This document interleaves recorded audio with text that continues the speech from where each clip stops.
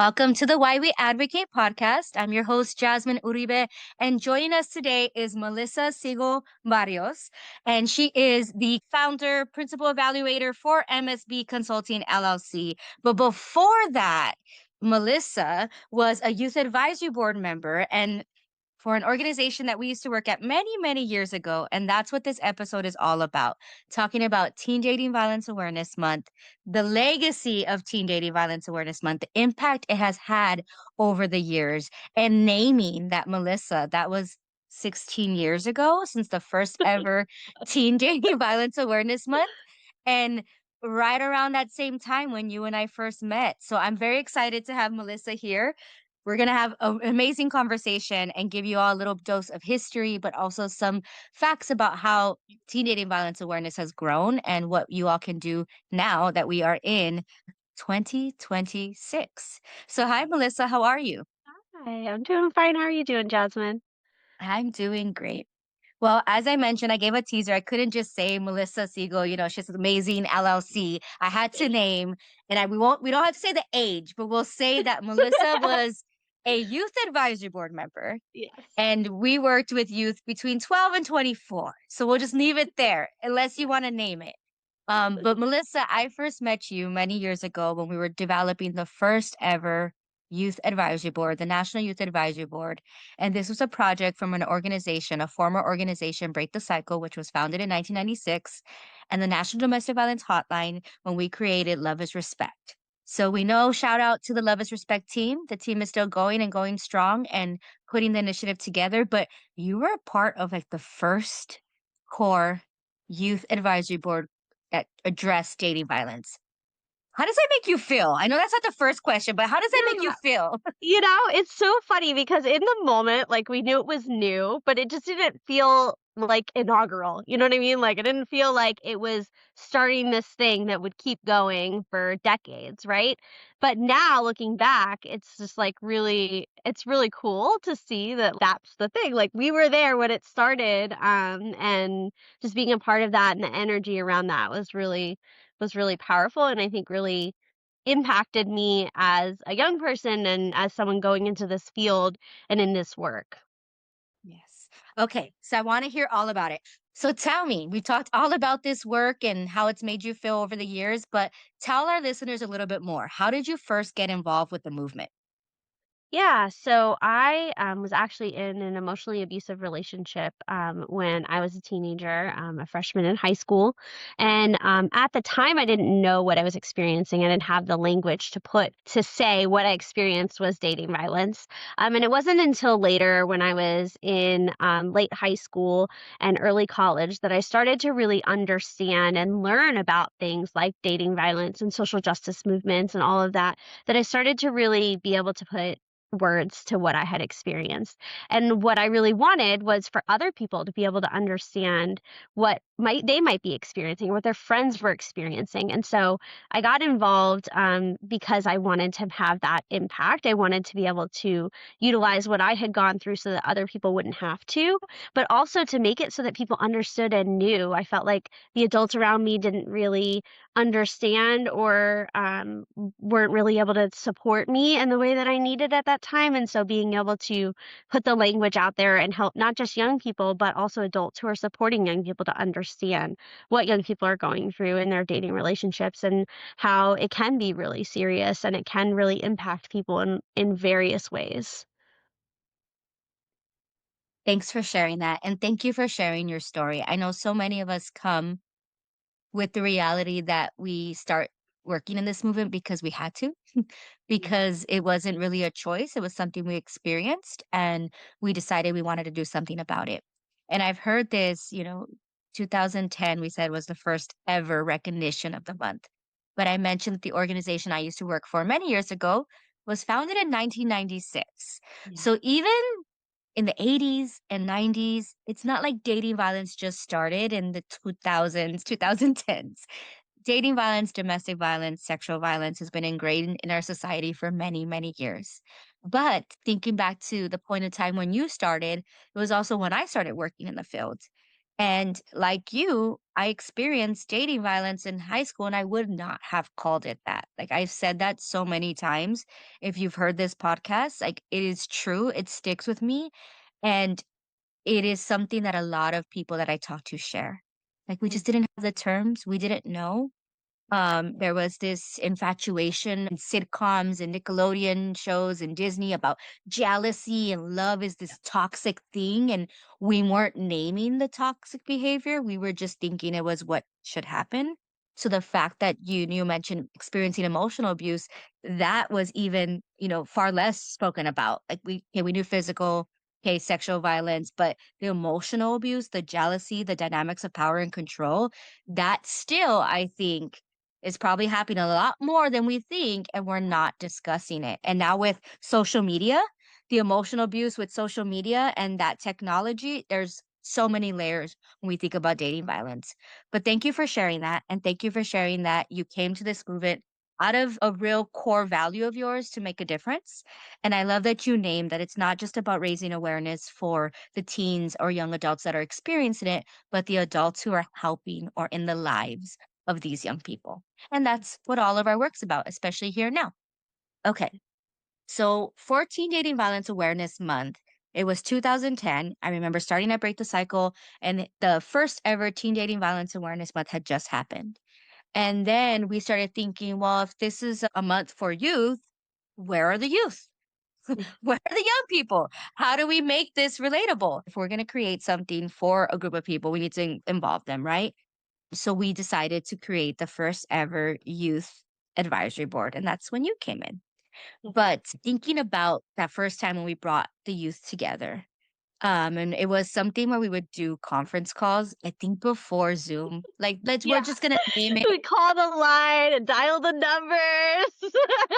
Sorry, if you can't see us for our listeners, I'm laughing because I just realized we had these young people calling into a conference line where the hold music was magical and Yeah. you have to put your passcode. And if you remember that time, we were starting to engage young people. Oh, Zoom would have made a world of difference. But Yeah, seriously. before we met in person, we had lots of conversations on the phone. And we started really unpacking what does abuse look like? What does it feel like? What's healthy? What's not healthy? So if you can take yourself back to that point in time, how do you think abusive relationships were viewed by you, your peers, the advocates that we were bringing together? And what has changed since then? That's a great question. I think that at the time, a lot of youth, and myself included, we sort of didn't understand what abuse was. We didn't understand some of the terminology, but we also saw it normalized around us. Some of the negative behaviors, like you mentioned before, around jealousy and toxic relationships, right? Jealousy means he loves you. I heard that all the time from peers. And I think that some of that is still sticks around, but I think that the youth of today are so much more in tune with understanding the things that people experience in a way that we weren't. It wasn't cool to talk about experiencing abuse. It wasn't cool to talk about social justice issues. And the youth of today are really, that's just their normal. They talk about it all the time. It's not weird for them to have those conversations. It sort of felt like we had our group, right? That we were comfortable talking about these things. We were supportive to each other. We talked about it. But like outside of that group, like the other people I went to school with, they weren't talking about it all the time. Whereas I feel like today that's very different. And I don't mean that everyone is talking about it or that like it's completely normal to have these conversations because I don't think that's true. But I think it's much more normalized than it was when we were young people. And I think that, not that I think I'm still young in some ways, when we were youth. I think that those pieces are really some of the things that I've seen change. And I think that obviously the rise of social media and the way that that is now versus the way that it was when we were young people, everything is they can see everything all the time. They're constantly receiving messages. And some of those messages are still negative, but I think they're also receiving a lot more messages that are talking about the things that are happening in the world, about people's experiencing. People are sharing their stories more. I think that that is more normalized than it was. And I think it's easier for them to access that information. They don't have to get on a conference call and dial a number and wait for the hold music, right, to talk to some people about these issues. Yes, a whole lot with technology has just changed, right? And how people access, retain, and share the information. So you're right. I think there are different norms culturally and in the way of, youth leadership and activism that have really shifted. Lots of cultural moments have happened where young people are like, this, we're going to take a stand and this is how we're going to do it. I think when we were creating, first we got to tell people what this is. And now it's like moving away from awareness. And I think that was one of the themes we created, from moving away from awareness to action. And we realized that pretty quickly when we had the youth advisory board members. In the beginning, it was like, what is dating violence? How does dating violence impact you? And now it's like, we know that. What are we going to do about it? And it is something, it's a lot of nostalgia for me to think back to like the first ever time we were in a meeting, or like even from picking the color that I know we're both wearing, orange. I have very vivid memories of being in that room in Austin and being like, why purple, not teal. Purple's domestic violence. Let's go with orange. And at that time, orange wasn't really used by other movements. So it stood out. And it was like, okay, well, what about like different colors and a spectrum of colors? And how do we define this? And like you said, I didn't think at that moment that it was gonna be such a pivotal historical moment for me, but, like, yeah, I remember being in that conference room and thinking about the color, or talking to you all about, like, "But how does this work, and what about this?" And yeah, I didn't think I was gonna be filled with so much emotion and nostalgia, but talking to Melissa is, and I think, one of the questions I wanted to really reflect on is those moments in history, those moments in time where we shifted from awareness to action. Can you think about from when you were a young adult, when you were first starting to like now, what were some of those big pivotal moments where the youth were like, okay, this is it. We have something, we're gonna create a movement here. Yeah, there's, like, so many things running through my head right now and thinking about, I think that there's a lot of movements that have happened that are interconnected. And I think that's one of the things that we really need to think about in this work is that sometimes we get focused only on like what were the times where the messages around domestic violence or dating violence really got out. But I think it's actually the times where other movements sort of made young people's voices more heard. I'm thinking about like the Dream Act and the work that youth were doing around that. I'm thinking about the Black Lives Matter movement and the role that youth have played in that movement. And so I think that a lot of those movements and those times in the past 16 years, it's so scary to say that, that those are some of the things that I think have really made it so that youth are know that their voices are being heard and have an impact. And I think that that has helped to make it easier to talk about some of the related issues like dating violence. And so those are some of the things that are coming to mind for me. I think also um, we've had major shifts in the domestic violence movement around shifting from, and you were just mentioning this, from awareness to action to prevention.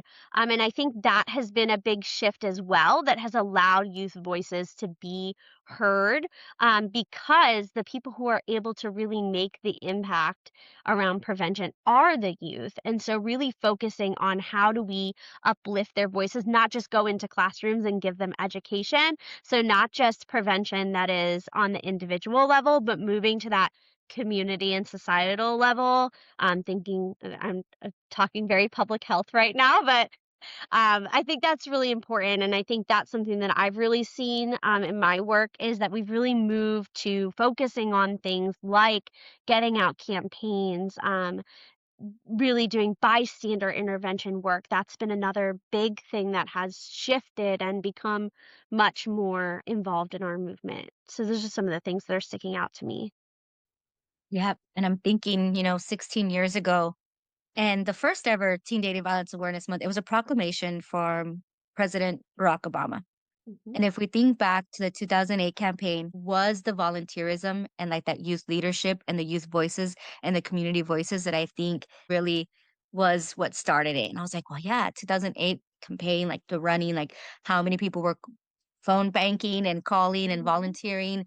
And that just really inspired so much, hope, so much energy around the power of collective youth voices and not exploiting youth voices Right. and giving the power and making sure that we recognize where the power is in those voices. And Mhm. the second that I started seeing organizations really backing more of like a youth development, youth leadership model in a way that was also leveraged by the booming of social media and the connections that were created on a national level, that's when I knew that this was going to be a long lasting change. Mhm. And something that I think about, like, even from the calendar of events, what is stood true, and I'm looking at Love is Respect still has all this information out there. You can visit their website, where Orange Day is still the second Tuesday of February. And that was a rhyme or reason that we just came up with. Like, it's going to be the second of Tuesday of February. Why? 'Cause it's usually around the same time of Valentine's Day. Valentine's Day, yep. And we were trying to capitalize on the fact that people were going to be talking about love and talking about love and love. But what about healthy relationships? So it's like Healthy Relationships Week, Respect Week is still the second week of February. So I have Melissa in front of me, but there's so many of you. There's like Yes. 26 youth advisory board members that for the founding youth advisory board that will remember why second Tuesday of the month. And that is just something I know. I'm not sure if anybody else realizes it. I don't know if you remember that so I much, do. Melissa. I do remember those conversations about the second Tuesday. Oh, it's funny when you were mentioning the proclamation because I actually have a copy here at my desk on my bulletin board of that proclamation because it's something that really started this work and really for me started my work in this field. And it's something that named it on a national level, right? Like we were having conversations before 2010 in our own lives and trying to decipher what if something was healthy or unhealthy in our own ways. But this was a president naming it and having something every month and organizations coming together and then building youth, and it's still there. Organizations are still coming together, youth are still leading the way. Love's Respect still has a youth component of youth leaders there. There's still so much work that is continuing because it works. Yeah. And when we're thinking about events that were pivotal, I remember that you all got to go to the White House, and that wasn't the first and only time that the youth voices in this movement were recognized. I remember Nikki, another youth advisory board member, and being a champions of change and like all this other stuff that the White House was doing to acknowledge youth voices. Like, tell me more about that. You're a young person, you're a survivor, you're joined on this phone process of conference calls, and then we tell you you're gonna go to DC and meet Vice President Joe Biden and Mhm. Jill, and you're gonna meet them. What did that feel like for you? That was I mean, even to this day, it still feels unreal, right? Like, it was one of those moments where you're like, you're a young person, you're excited about this work, but you're like, you never think that it's gonna lead to something like that, and it was a really powerful moment in my life just to feel like my voice mattered enough to be recognized on that scale by people who were in leadership in our country, and it was a really pivotal moment in my life to just have that experience, and, thinking back on it now, it's like, it still doesn't feel like it really happened, it's like, unreal, but at the same time, it really made a difference in feeling like what we were doing mattered, and it was being recognized, and, the people in leadership in our country cared about our experiences and what we were going through and this issue, and just feeling like it was being brought to the forefront. I think that's a big part of what's carried it through, right? If it hadn't been recognized on a national level in 2010, then would we still be able to continue to do this work today, still get funding to do this work, still feel like it it matters. So I think that that has made a big difference. Yep, you're right. And talk about just a sense of validation and empowering survivors to get a visit to the White House, to be able to have proclamations that you still have up on your wall, to have photos to share, to be able to say that the experience that you had as a teen was not going to define a course that, to be honest, felt very negative and daunting, right? Like, what do you do from here? The fact that survivors' voices were heard, the fact that youth voices were heard, and the fact that the statements were remade on a national, like the biggest level that you can get, I think, for many people was just so powerful. And this was right at the beginning of like social media, before you can start calling people in on social Right. media or calling people out, however you want to see it or say it. Like before attention was really given to incidents in the media, celebrities and stuff, and football players, you all were creating change. So, yes, just warm feels and hearts there. It has been counting the years, like, it's been some time, but it feels like yesterday in many ways Yeah. when we were taking our retreat in Asheville, North Carolina, Yeah. and I was like, "Ah, this is the smallest place Los Angeles Jasmine has ever been to," and that has by far the smallest plane from Charlotte that I had to take, that I was like, "Where am I in this remote woods?" But we were creating something there. All of those moments have stood with me in some of these in this my archive of history, because those laughs and just being human created a human experience that we all knew that we were all in this together, no matter which walk of life we had. And I think that that is something that is really powerful and gets me to kind of my next question. All of the experiences and all the memories that are flashing back that we're talking about here in this podcast, what role do you think survivor voices and different communities have in continuing to create public change and impacting, teen dating violence awareness for years to come? That's a great question. I think that in this work, we really need to always make sure that we are centering those voices. And I think that in a lot of ways, we have struggled to figure out what that means and what that looks like. I think that we have seen through the shifts from awareness to prevention that just getting a bunch of survivors to go around and tell their stories is not going to prevent violence as much as we would love it to. Um, and so I think we have struggled to figure out what is the role that survivors play, and I think that we need to balance the information that we have about what we know works for prevention with making sure that survivors, and I think in particular youth, whether they're survivors or not, but youth survivors especially, have the space to be involved in these processes and be a part of the answer of what we decide, the direction we decide to go for the prevention that we focus on, the action that we take, to use your words from earlier.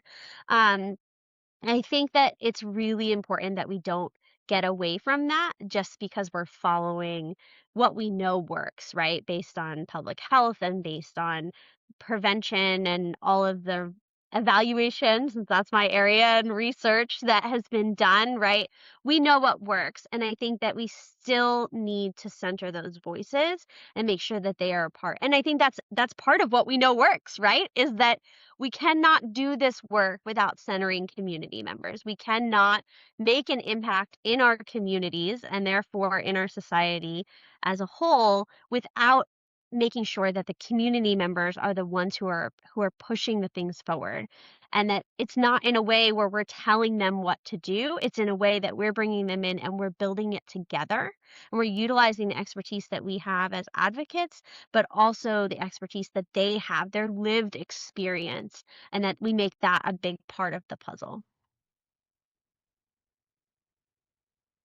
Yes, all of that. I mean, the puzzle, bringing the voices, everything you said, just so well said, and I'm so proud to have you on this podcast. And I'm just thinking, like, I honestly didn't think I was gonna be filled with so much emotion. I was like, wow, look at Melissa go. I could just sit here and listen and watch Melissa talk, and you learned something, kid. I'm just kidding. Like No, you grew. but I mean, it's true because, it's people like you who, being my first mentor in this work, right? Like, being able to learn from you and then being able to grow up and realize that we actually are pretty close in age and that we're working in the same field and continuing to stay connected. I mean, we throughout these 16 years have stayed connected and found different ways to work together, and it's been really powerful for me to have that connection throughout my work in this field. Now you're gonna make me cry. I'm gonna try not to.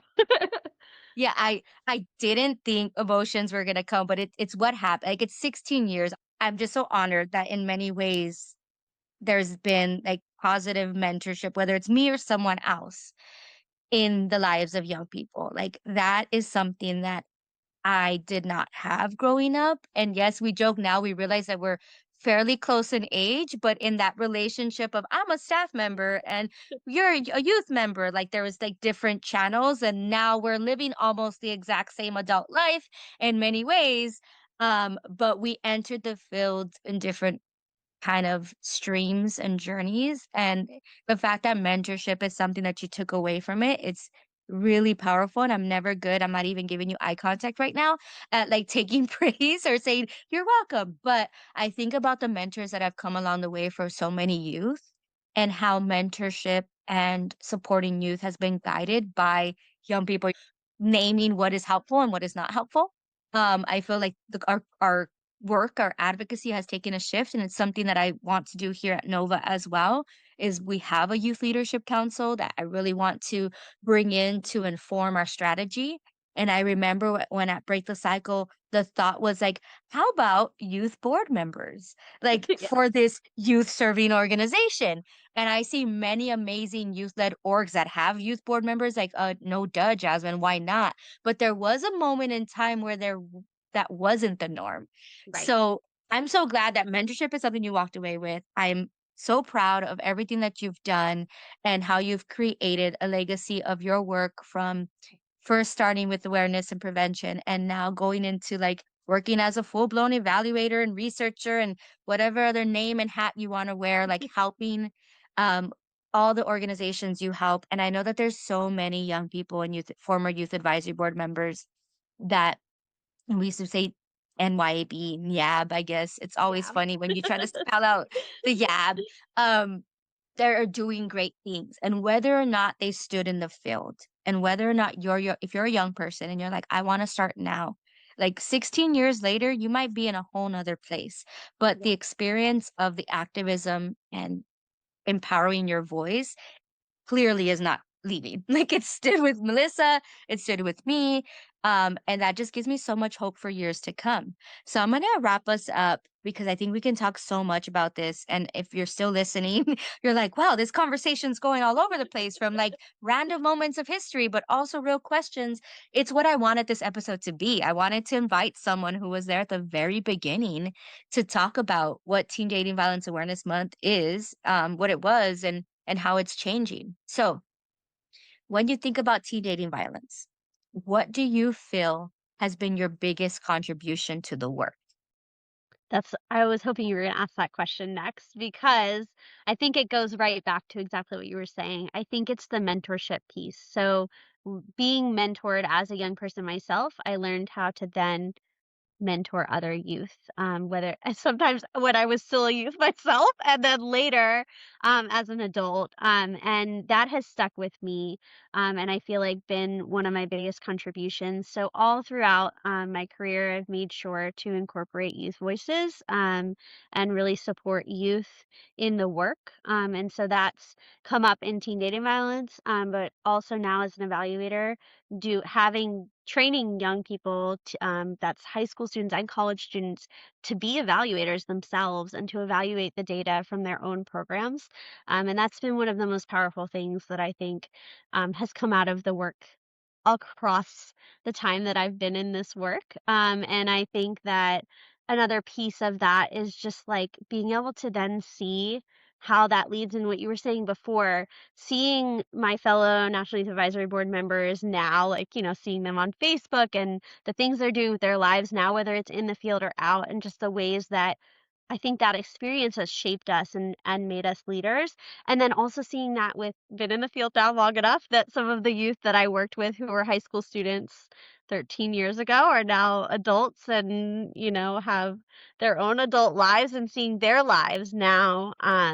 It's just really powerful. And I hope to continue to be able to see that all throughout. I actually this afternoon have a call with some young people who will be presenting on the work they've been doing to make a difference on teen dating violence prevention and really working to create a social norms campaign. So excited for that opportunity and just being able to continue to support young people in this work. I love that. I love that you continued on with youth, keeping the work going. We've documented 16 years of Teen Dating Violence Awareness Month. What is your hope for teen dating violence awareness or for the bigger victim advocacy field? What is your hope for the next 15 years when it comes to victims' rights and advocacy? That's a great question. It's so hard to imagine what 15 years is. And at the same time, I think the ultimate goal long term is we all want to work ourselves out of a job, right? We want to prevent violence so that we don't have to continue to do this work, right? We don't have to continue to provide services and advocate. And I think in the interim, until we get to that place, which I have hope that we will get there, is how can we make sure that we have the support, the funding, the people in the field are supported, and then also the communities are supported to be able to really take the information that we know works and work with community members to really uplift their voices and make an impact in this work. And so I want to continue to see that grow. I want to see it become the norm that we are taking information that we know about the field and we're working with community and we're really building this beautiful interconnected community that helps us prevent violence. And that's violence of all forms. Yes. Interconnected community that's preventing violence of all forms. I think that's the headline, that's the tagline, that's what we would post on Facebook because we're still on Facebook. Um, Me and too, it's me too. actually it's actually where the youth advisory board members were first. We've had a Facebook page Yep. and then Instagram came around. Okay. So I always end our podcast with this question. And you've already alluded to some of it in your answers, but the name of our podcast is the Why We Advocate podcast. So Mhm. I would like you to end us with sharing a little bit, if you will. What is your why when it comes to this work? So I think there are multiple streams of my why. I think the first original why is that I myself am a survivor of emotional abuse. And so that brought me to this work. I think the other part of the why is that I didn't want other people to have to experience what I experienced, but I also wanted, if they did experience it, I wanted them to know and have the language for what they were experiencing. And even more than that, I wanted young people like me to have their voices uplifted in the way that I had my voice uplifted throughout being able to tell my story and being able to enter this work. And really learn what it was that I wanted to do with my life and be in this field. And so I want to be able to bring that back full circle for other young people. Thanks so much, Melissa. And this has been a full circle moment for me to be here at an organization that I'm working with. Been with NOAA for 3 years now. But before that, I was at Break the Cycle for 11 years and then consulting. And it's been a ride of highs and lows and quick pivots and changes. And that is not going to change for our community. There's so many things that we are all navigating current events, funding needs, restrictions, how we understand dating violence. And, this episode really was a reflection. And I'll do another episode talking about like like the details of dating violence, but at the core, the essence of what is dating violence is anything that is done to you emotionally, physically, sexually with technology, basically any harm that is unwanted, right? It's unwanted. And I remember liking that definition the most because the argument isn't like, well, what did you do? Right? What were you doing? Why did this happen? No, I didn't want the abuse, and that's why it's abusive. And we talk about consent and education and technology and tech facilitated abuse. And now with AI, like things are always changing. But if you are in a situation, if you're talking to a young person, and we talk about this a lot, things don't feel right. something's just not setting, or if you have a boundary that's being pushed. I remember when we entered, when boundaries and healthy relationships entered the chat, try to use my young lingo, when that first came in and we're like, boundaries? What? We could say no to things? Like, Yeah. there's a wealth of information. And Nova's building that, and so many partners. Melissa, you're doing that with your work. I mentioned love is respect, and I'll put as many resources as we can. But today's conversation really was just nice to see how far we've come, and honor to your work and your legacy in this movement. And if you all have any other questions, I'll put contact information. But Melissa, is there anything else you want to share? Like, I ran through my topics, but anything else you'd like to close us with? I just want to say thank you. Thank you for this opportunity to be nostalgic and think back about the last 16 years and how far we've come from that first time when we did Teenage Violence Awareness Month. And I'm just grateful for you and having your support in this work. So thank you so much for this opportunity. Yeah, of course. Thank you, Melissa. Well, with that, thank you all for tuning into this episode of the Why We Advocate podcast.